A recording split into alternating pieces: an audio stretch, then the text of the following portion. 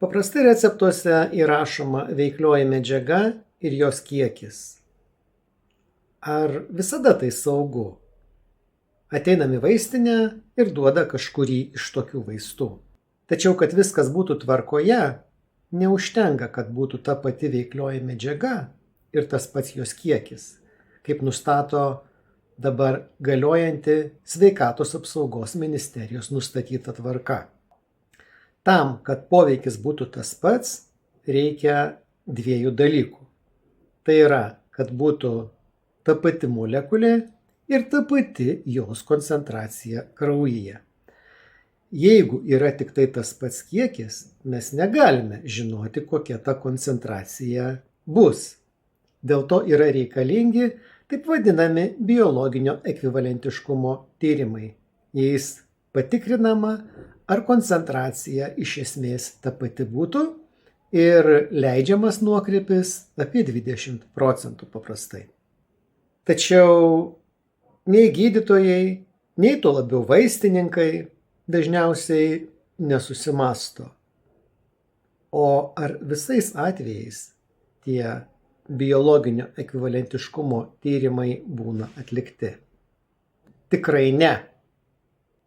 Vaistai gali būti registruojami remiantis panašumu, kai praėjus originalaus vaisto duomenų apsaugos laikotarpiams, nustojus galioti ir patentams, kita kompanija užregistruoja panašų vaistą, remdamasi pirmojo vaisto klinikinių tyrimų duomenimis ir savo įrodymais, kad yra panaši koncentracija. Tačiau dar yra vadinami pripažinto medicininio vartojimo vaistai. Jie turi savarankiškas bylas, savarankiškus tyrimus ir neturi koncentracijos panašumo įrodymų. Kitaip sakant, mes negalime iš anksto pasakyti, ar jų poveikis bus toks pats. Tai yra didelė problema. Kartais žmonės sako, man vaistinėje pakeitė vaistą ir jis nebeveikia. Gydytojas, jeigu nesupranta esmės, sako, kaip gali būti ta pati veiklioji medžiaga, tas pats jos kiekis, kaip tas poveikis gali būti kitas. O kitas poveikis gali būti labai paprastai. Tiesiog skiriasi vaisto koncentracija, nes skiriasi biologinis įsisavinamumas. Įsivaizduojame paprastą dalyką. Juk galime teoriškai sugalvoti atvejį, kad tabletėje tokios rišančios medžiagos, kad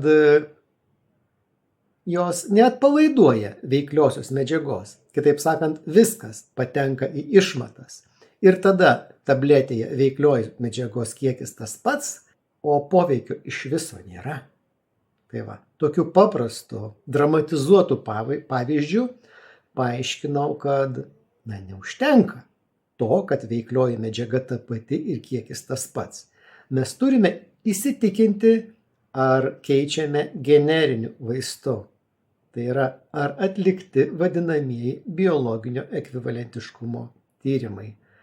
Labai norėčiau, kad Sveikatos apsaugos ministerija pakoreguotų esamas vaistų keitimo tvarkas, kad šitas klausimas būtų išspręstas. Turėtų būti atkreiptas specialus dėmesys į modifikuoto atpalaidavimo formas, kadangi ten pakeičiamumo klausimas yra dar sudėtingesnis. Paprastai modifikuoto atpalaidavimo formų keisti viena kitą negalima, nes biologinio ekvivalentiškumo tyrimai joms būna gana retai. Ir dar norėtųsi atkreipti dėmesį į siauro terapinio diapazono vaistus. Tai yra tokie vaistai, kur mažas dozės pokytis lemia didelius terapinio poveikio pokyčius. Yra daug vaistų, kur nėra labai svarbu, ar koncentracija bus 20% mažesnė, ar 20% didesnė. Nuo to niekas nepasikeis. Bet yra tokių, kur tai yra labai svarbu. Tokie, pavyzdžiui, yra vaistai epilepsijai gydyti, kai kurie krešėjimą slopinantis vaistai. Taip pat biologinio ekvivalentiškumo tyrimų nepakanka ir vadinamiesiems biologiniams vaistams, nes jų molekulės yra sudėtingos ir veikti gali skirtingai.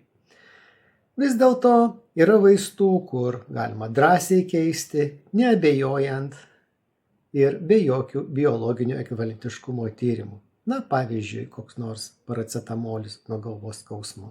Juk mums nereikia ilgalaikio stabilaus poveikio ir kažkokių tai rodiklių ilgalaikių, kuriuos sunku būtų pastebėti va čia pat, kai mes matome gydymo rezultatą po daugelio metų, tik ne. Yra paracetamolis, yra kiti vaistai galvos skausmui malšinti. Pakeitėme, veikia, na ir gerai. Žodžiu, galime keisti vaistus, jeigu veiklioji medžiaga ta pati ir kiekis tas pats. Tačiau nepamirškime pasižiūrėti, ar yra biologinio ekvivalentiškumo tyrimai. Tikiuosi, kad Sveikatos apsaugos ministerija atkreips dėmesį į šį klausimą ir pakoreguos esamą tvarką.